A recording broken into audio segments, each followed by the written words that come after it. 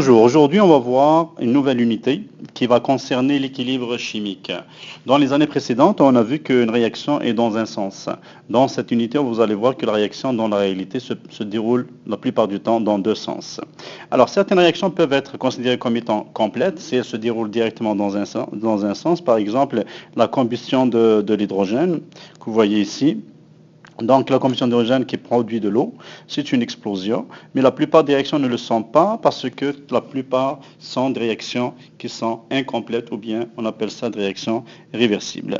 Alors un équilibre est constitué de deux réactions, l'une qui est directe, donc on part des réactifs vers les produits, et l'autre qui est indirecte ou bien on appelle ça inverse, c'est plus correct.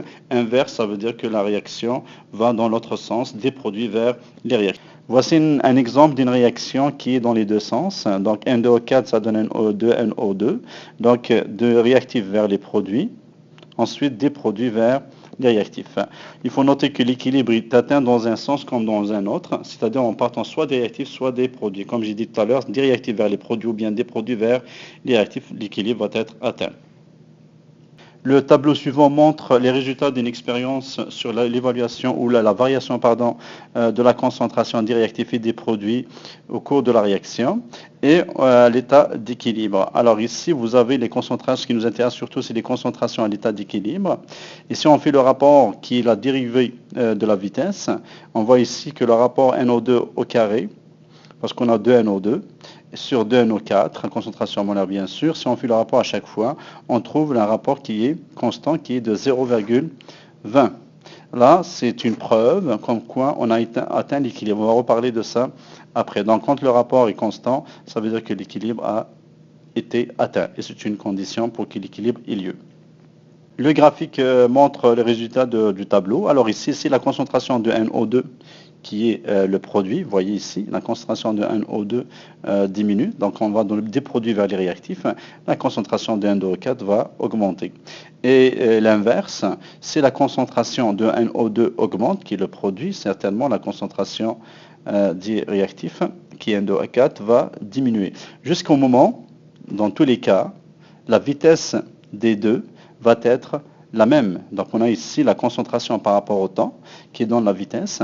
Donc quand la vitesse initiale est égale à la vitesse finale, on a l'état d'équilibre. C'est une condition fondamentale pour que l'équilibre ait lieu aussi. Donc aussi, je répète, NO2 diminue. Donc si le réactif, ici si le produit diminue, certainement le produit va augmenter.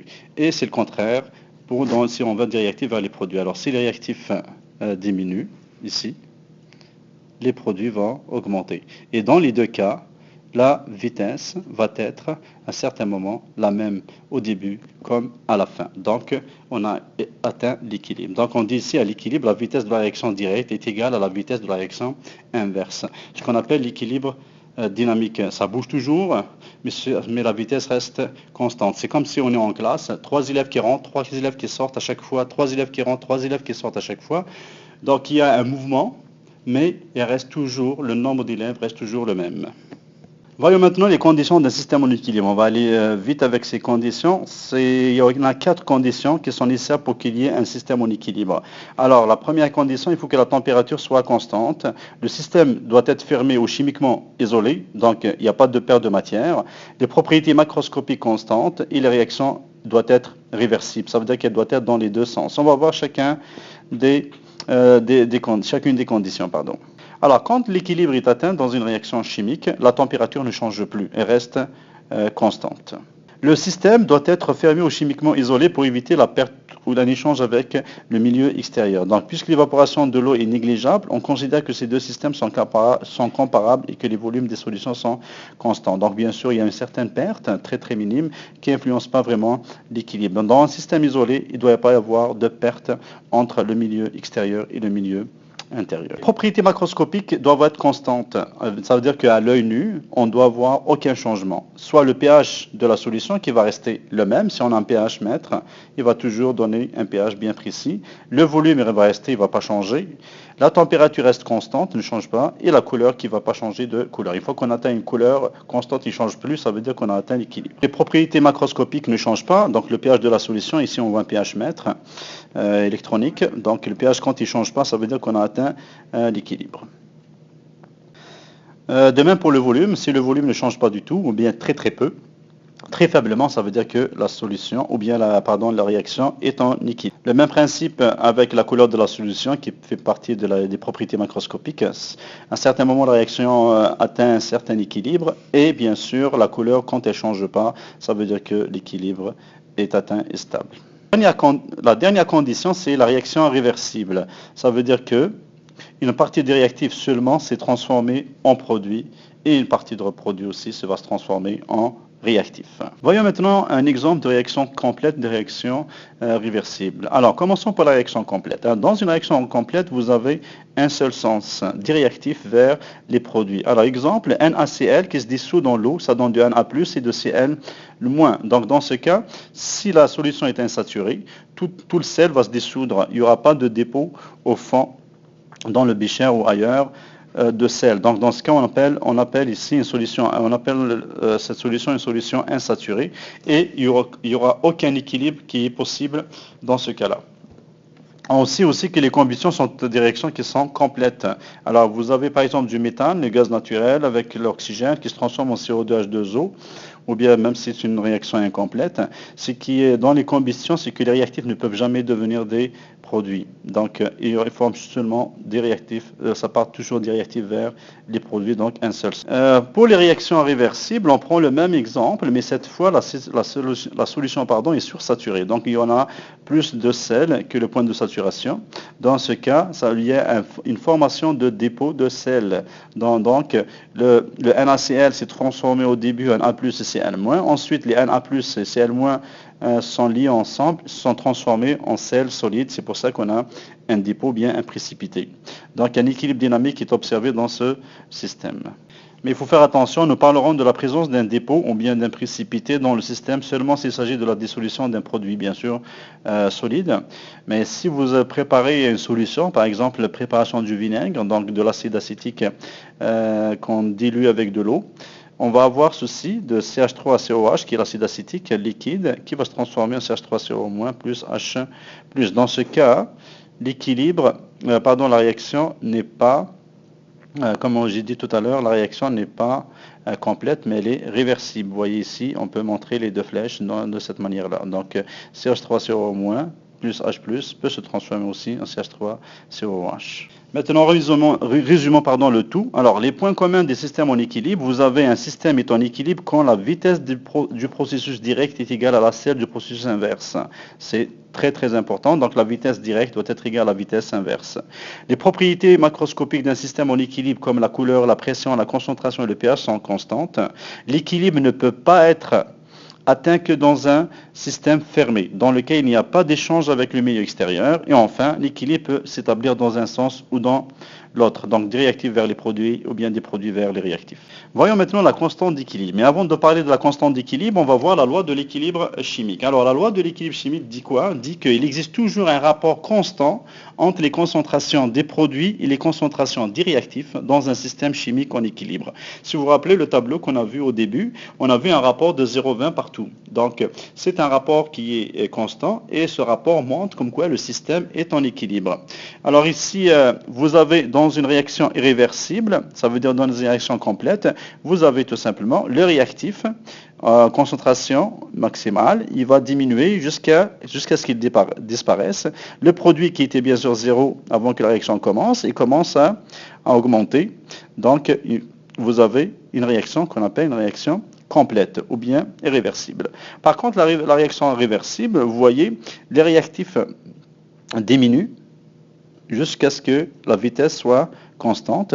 Ensuite, les produits augmentent jusqu'à ce que la vitesse soit constante. Donc à ce niveau-là, les réactifs se transforment en produits et aussi les produits peuvent se transformer en réactifs et les deux se font à vitesse constante. Donc on a atteint l'équilibre. Une des conditions fondamentales, il faut que la vitesse directe doit être égale à la vitesse inverse. Alors voyons maintenant comment trouver une constante d'équilibre. Alors pour cela, on va utiliser un exemple de réaction. On a ici une réaction N2O4, ça donne 2NO2, dont les deux sont à l'état gazeux.